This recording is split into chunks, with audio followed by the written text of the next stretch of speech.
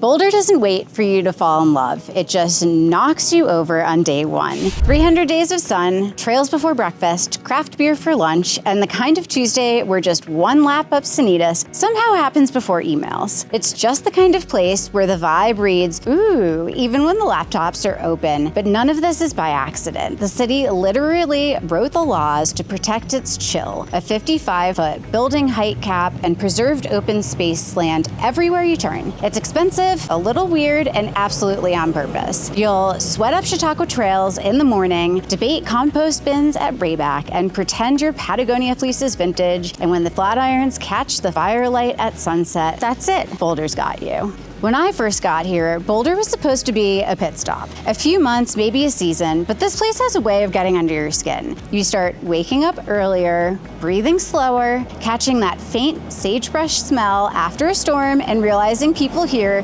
don't just talk about balance, they build their whole lives around it. What really hooked me wasn't the views, it was the rhythm. The calm hum of the mornings mixed with the buzz of big ideas over coffee at Trident, or those casual debates about open space and growth limits that somehow sound philosophical. That's when it hit me. Boulder isn't an accident. It's a city designed on purpose. And that's where things get interesting, because behind all this beauty sits what I call the perfection paradox.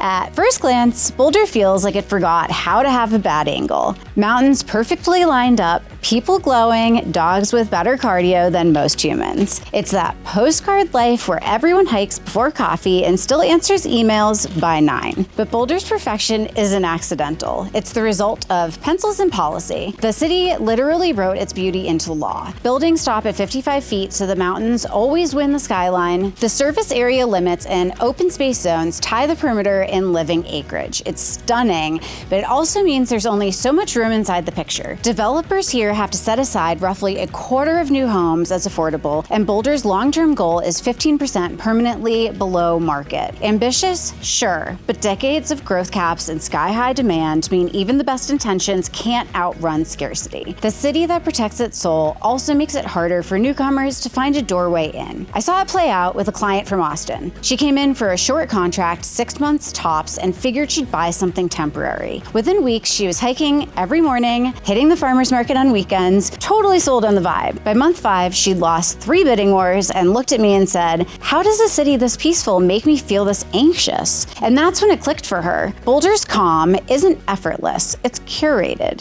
Every view, every trail, every height limit is someone's deliberate choice. That's the perfection paradox. Boulder guards what makes it magical. Open space, sunlight, small scale, but those same rules create scarcity. It's a place where the view is priceless, and it kind of feels like it. People call it a bubble, and they're not wrong. Boulder moves on its own frequency, part mindfulness and part municipal code. You can't drop a Costco on Canyon or throw a high-rise next to Chautauqua. Every inch of this place was argued, planned, and protected. And maybe that's the hook. Once you live inside a city designed to stay perfect, it's hard to imagine anywhere else. But not everyone stays. Some people hit that invisible wall and bounce. Others bend with it and call it home. If you're trying to figure out which side of that Boulder story you belong on, reach out. We're the local Boulder real estate team of choice, and this is what we help with every single day. Questions, my name and number and email are right there below. What really shocks people when they move to Boulder isn't the mountains or the sunshine. It's how intentional everything feels. This place didn't just happen. It was built with surgical precision. You can feel it the minute you arrive. No billboards, no sprawl, no big box chaos. Just trailheads tucked behind grocery stores and neighborhoods that look like they were curated by a perfectionist who also does yoga. It's gorgeous and honestly a little disorienting at first. But that's the thing about Boulder. You don't stumble into Boulder, you dial it in. People here move with purpose. You'll meet client scientists biking to the lab, startup founders answering emails from the base of Sanitas, or grad students from CU Boulder swapping lab notes at Ozo Coffee. The university keeps the city young and sharp, but also hyper-competitive. Housing around campus moves like a chessboard and fast forward, and those new state occupancy laws that just dropped are changing the game. Now, unrelated roommates can actually share homes with without the old restrictions, which might open up some breathing room or make bidding even wilder. Give it a season and we'll know. You'll see it play out at any farmer's market on a Saturday. The locals are power walking between produce stands, talking trail runs and startup funding in the same breath, while newcomer stands there holding a kombucha flight, wondering if they should have worn hiking boots just to shop. That's the Boulder Filter in real time. The moment people realize the city runs on intention, not accident. Even the housing market plays by the same rules. The city's open space boundaries and the 55-foot height limits keep the views sacred, but they also keep inventory painfully tight. You've got to be nimble, patient, and ready to fight for your square of sunlight. One client told me it felt like competing for a lifestyle, not a listing, and she nailed it. But here's the twist. Once you sync with Boulder's frequency, it begins paying dividends in small daily wins. You smell the roasting coffee drifting off Pearl Street, hear the bikes whirring past on the creek path at dusk, and catch a sunset over the Flatirons that feels staged by a director with an unlimited budget. And suddenly, that so-called filter doesn't feel like a barrier. It feels like a secret handshake. And that's when people stop asking, can I live here? And start thinking, how could I ever leave? Because once you've adjusted to a city that's designed for presence, where even zoning laws feel like mindfulness exercise, it's hard to imagine anywhere else measuring up. Boulder doesn't run on caffeine. It runs on endorphins. You feel it the second you step outside. There's a hum in the air that's equal parts ambition, altitude, and almond butter. If you've ever been on the creek path at dawn, you know the sound. Tires crunching on gravel, the soft rhythm of footsteps syncing up, a quiet good morning between strangers who don't even slow down. It feels like the city has its own heartbeat and everyone just finds their own tempo. It's everywhere you look. Something's in motion. Cyclists clip in outside a Monte coffee. Parents walk their kids to school through tree-lined streets that somehow look like a Patagonia catalog. This isn't just fitness culture, it's a civic rhythm. Here's the wild part. The city actually built the infrastructure for it. 74% of Boulder residents live in walkable 15-minute neighborhoods. 85% have access to comfortable bikeways. Trails start behind housing developments, and open space wraps the city like a living border. More than 45,000 acres of it, with about 155 miles of trails. That's not an amenity, that's a lifestyle written into the zoning. Come summer, those trails turn into Boulder's pulse. Nearly everyone's out there between April and October, running, hiking, or just finding a new place to think. It's crowded sometimes, sure, but it's also proof that wellness isn't a trend here, it's tradition. And even if you're not the outdoorsy type, the city kind of converts you. You start doing happy hours on patios after a hike instead of in a bar. Meetings get shorter because someone's catching a yoga class. And before you realize it, movement becomes part of your identity. The city doesn't just encourage it, it quietly expects it. But here's the thing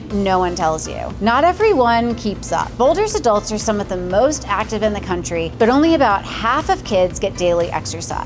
It's a reminder that in a place built for balance, you've got to stay intentional. Wellness doesn't just happen because you live here. That's what makes Boulder special. Other cities talk about wellness, Boulder institutionalizes it. From the Boulder 10K with over 40,000 runners every Memorial Day to Naropa University calling itself the birthplace of the modern mindfulness movement, this city treats balance as both sport and art. Even Boulder's traffic is different. More bikes, more scooters, people who would rather move through the world than sit in it. And that rhythm changes you. You start thinking differently when your commute is a bike ride through open space instead of a highway crawl with talk radio. Boulder's energy isn't hype, it's design. It's a system built to keep people moving physically, mentally, and emotionally. You don't come here to slow down, you come here to move with intention. And once you catch that rhythm, it's hard to imagine living someplace that moves any other way.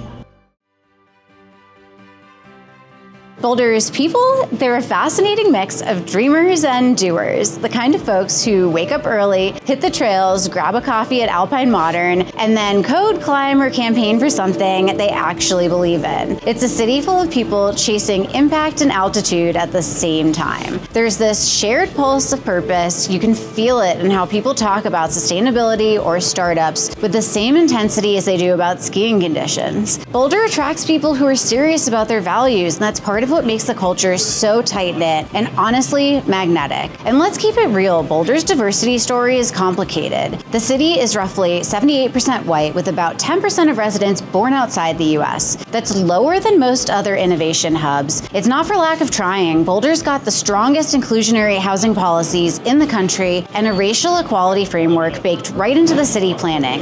But when you limit the height to 55 feet, cap growth boundaries, and protect open space the way Boulder does, you also limit who gets to live here. The paradox is right there in the zip code. CU Boulder helps shift the balance a bit. The campus is getting more diverse, around 13% Hispanic and nearly 10% Asian now, but it's slow, and the university fuels the culture. It keeps the city young, experimental, and curious. Walk around the Hill or Pearl Street and you'll feel that student energy mixing with entrepreneurs and longtime locals. It's messy in a good way. And then there's Naropa University, which gives Boulder its mindfulness DNA. You'll meet yoga instructors who also run nonprofits or artists who meditate before opening their gallery. It's not performative here, it's just how people live in Boulder. If you really want to see Boulder's cultural mix in motion, spend a Friday at Rayback Collective. You'll find new trail runners still in gear, a few CU students cramming for finals, and a startup team sketching product ideas on napkins, with bands setting up under string lights, craft beer in hand. Everyone's relaxed, but you can feel that spark of intention that runs through the whole city. What's cool is that even though the demographics looks homogeneous on paper, the mindsets are wildly varied. You'll find tech founders, mountain guides, climate scientists, herbalists, and spiritual coaches all sitting next to each other at a coffee shop, debating whether AI or ayahuasca will change humanity first. It's that kind of place. That mix of intellect, activism, and self-work is what gives Boulder its edge. It's not just a community that cares about doing well, it's obsessed with doing well. Sometimes that energy feels intense, like someone's trying to optimize everything, but it's also what keeps the city innovative and alive. The people here aren't coasting. They're experimenting with business models, lifestyles, diets, entire worldviews. Boulder's culture isn't static, it's always evolving. Every conversation feels like the beta version of something new, and yeah, it's not perfect. There's still work to do on inclusion, on access, on making this place feel like it belongs to more kinds of people. But maybe that's part of Boulder's story. It's a city constantly in pursuits of its best self. And because for all of its quirky contradictions, Boulder's greatest strength is that it never stops trying to evolve.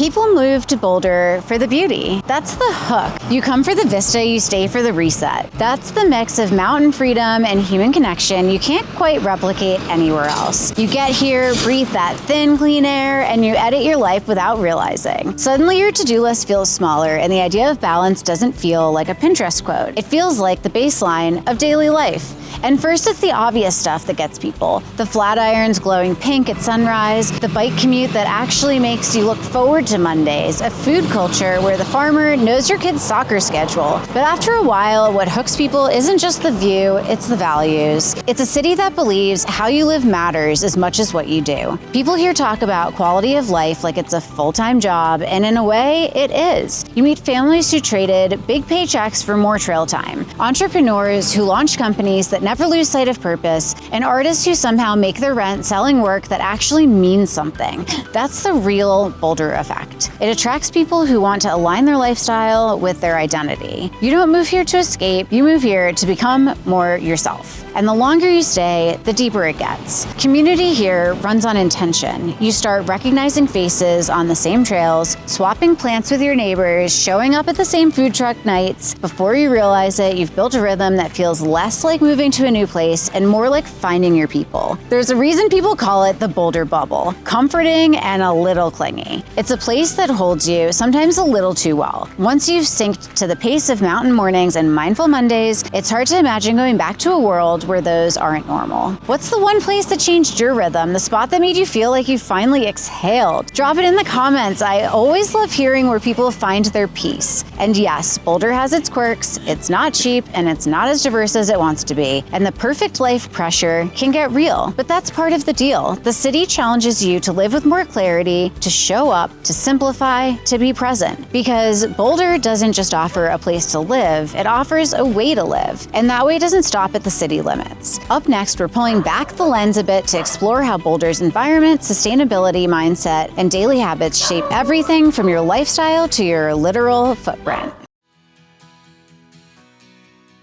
Boulder doesn't unfold in one straight line. It's more like a playlist where every track has its own tempo, but somehow it works. Start up near Mapleton Hill, where the porches lean heavy with history and the trees look like they've seen every version of this city. On a cool night, you'll catch the smell of rain and wood smoke, someone strumming guitar on a stoop, headlights gliding slow down Mapleton Avenue like they're part of a movie. That's the old soul of Boulder. A little stately, a little sentimental, and built before anyone was counting square footage. Move north and the energy changes. Studios tucked between trailheads, cafes where everyone's working on something, code, clay, or a screenplay. You can bike from a sculpture garden straight into open space without ever crossing a major road. And that's the North Boulder vibe. Creative, unhurried, and quietly ambitious. Nobody's flexing here, they're just making things. Head south and the whole place exhales. Sobo feels like Boulder's living room. Kids on scooters, mountain views from every kitchen window, and the hum of people who schedule dinner around the sunset. The closer you get to Chautauqua, the more it feels like the outdoors start claiming you instead of the other way around. But here's the part most newcomers miss.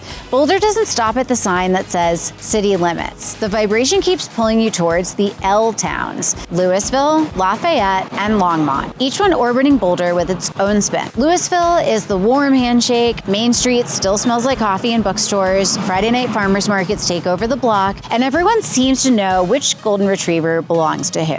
It's a small town rhythm with Boulder heart. Lafayette is the rebel energy. Murals splash the sides of warehouses. The beer garden scene is all local bands and toddlers with ice cream, and the people here don't care about keeping up. They care about showing up. It's where the creative edge of Boulder spills over and decides to stay. And Longmont is where it all stretches out. Bigger lots, big sky, and a mix of startup types and families who've been here forever. You'll meet a brewer, a coder, and a rancher in the same block, and somehow it works. It has Boulder's spirit, but more elbow room. That's the secret. Boulder isn't a dot on the map. It's a constellation of places that make each other make sense. Everyone's chasing the same thing, that blend of purpose, beauty, and balance that somehow feels rare everywhere else. Once you start tuning into that rhythm, it gets hard to imagine living anywhere that doesn't have its own mountain skyline and a community that actually talks about how to live well. No gloss, this market asks a premium. The houses, the groceries, the taxes, even the parking. You'll spend more here than almost anywhere else in Colorado. But here's what most people get wrong. Boulder isn't expensive just to be exclusive. It's expensive because people are willing to pay to live inside a lifestyle that doesn't really exist anywhere else. This cost has a lineage. Boulder's been limiting growth for decades with height caps, service area boundaries, and strict open space protections. That's why it still feels like a mountain town instead of another stretch of Front Range sprawl. It's beautiful by design, but that design also creates scarcity. The city requires 25% of homes in new developments to be affordable and aims for 15% of all housing stock to remain permanently affordable. It's a noble goal, but with demand like this, it still leaves a lot of people on the outside looking in. What does the extra translate to? You're paying for mornings that start with sunlight spilling over the Flatirons instead of the sound of highway traffic. For neighborhoods where kids can bike to school safely. For a community that actually recycles, composts, and debates sustainability like it's a sport. You're paying for proximity to trailheads, good coffee, and the kind of civic engagement where your neighbor reminds you to vote on local land use. Most people who make it work here aren't buying square footage. They're buying alignment, a lifestyle that matches their priorities. That's the quiet secret of Boulder. People adjust, scale down, get creative, and stay because the trade-off feels worth it. They'd rather have fewer things and more moments that feel intentional. You'll meet people who traded a 3,000 square foot house in Dallas for a 1,200 square foot home here and swear their life feels twice as big. The cost of living is high, but the cost of not living this way starts to feel even higher once you're here. Of course, you'll find critics. It's too pricey, they'll say, or you can't get diversity city if no one can afford to live here. And there's truth in that tension. Boulder's trying to grow more inclusive with new state laws that let more unrelated people share homes legally. Those changes matter because they open doors that used to be shut. But the real value isn't measured in dollars. It's measured in how you live. Time outside, food that actually tastes like it came from the ground. Conversations that don't revolve around commutes or corporate ladders. When people talk about Boulder balance, this is what they mean. Trading more money for a life that feels closer to your own values. It's ROI you measure in mornings. And that's why people keep coming, even knowing what they're signing up for. Because for all the talk about affordability and price per square foot, values do the heavy lifting in this economy. You can't really understand Boulder until you live a single normal day here. And even that word, normal, means something different. A Boulder morning starts early with the smell of espresso beans from Boxcar Coffee mixing with mountain air. The trailheads hum before the city wakes up. Half the people you pass have a climbing harness in their trunk and a compost bucket in the back seat. And that's not an exaggeration, because here sustainability is the default setting. Every household sorts its waste 3 ways because the city requires it. Trash, recycle, compost. No exceptions. Restaurants train their staff on it. Even food trucks at the Rayback Collective have started sorting stations labeled like art installations. It's not performative, it's just how people live, and the city's still raising the bar. With the new compost rules, even compostable cups and forks aren't allowed anymore because they contaminate farm-grade compost. It drives new residents crazy at first, the why can't I just toss this green spoon in the green bin kind of frustration, but then you realize that's the point. We pick effective over easy. That philosophy runs everywhere from the kitchens to the markets. The Boulder County Farmers Market isn't just for weekend, Instagram-worthy strolls. It's a 40-year local institution that doubles SNAP benefits up to $20 a visit. That single detail changes who can access fresh produce, and it quietly fuels the local food economy. You can taste that impact in the peaches, the honey, and the tomatoes that don't even need salt. Even CU Boulder plays a part. Every football game, every campus event, every concert runs under Zero Waste program, where the vendors sort everything on site. Students come out of college expecting that to be normal in real life, and when they move into apartments downtown, they bring those habits with them. It becomes part of the culture naturally. The best part is how it feels. Not righteous, not forced, but proud. People here actually brag about cutting trash volume or finding a refill shop for soap or knowing their compost bin smells like citrus peels instead of regret. It's little choices stacking into culture. And that's what living the Boulder way really means. It's the joy of doing things with intention. It's biking instead of driving, not because gas is expensive, but because the ride through the creek path feels like therapy. It's the satisfaction of a clean kitchen with an empty trash can. It's knowing that this collective obsession with sustainability actually makes the city cleaner, calmer, and more connected. If you think about it, perfection's out, attention's in. And every choice from compost bins to farmers markets builds that sense of purpose. Here's the truth. Boulder isn't perfect. It's messy, smart, lovingly designed, and a little feral at sunset. But that's what makes it magic. You feel it every time the light hits the flat irons just right, or when you're sitting at a farmer's market listening to a busker play a Lumineers cover, realizing half the crowd is singing along. This city has real lived-in, soul-level texture. People don't just move here for the houses, they move here for alignment, for a life where they actually use their hiking boots, where neighbors wave not because it's polite, but because they might see you on the trail tomorrow. For mornings that start in the mountains and evenings that end around a backyard fire pit with friends who feel like family. Just last month, we helped a couple swap their Denver commute for a home that backs up to open space. A week later, they texted me a picture of their morning coffee view. No highway noise, just silence and sky. That's Boulder. If it sounds like the life you've been chasing, reach out. Seriously, even if you're just curious. This is the life I choose daily and the one I guide clients into. We know the hidden pockets, the under-the-radar neighborhoods, and the homes that fit your rhythm, not just your price point. Call us, text us, or email us. Our info is right there in the description. And when you're ready to keep exploring, hit the next chapter in the Neighborhood Deep Dive series. Start with the next episode, Inside Boulder's Hidden Gems, where we take you into the neighborhoods locals secretly hope you never find. Because here's the thing about Boulder, the hype isn't fake. The chatter matches the chapters, and if you get it, you get it. Thanks for spending some Boulder time with me. See you in the next episode.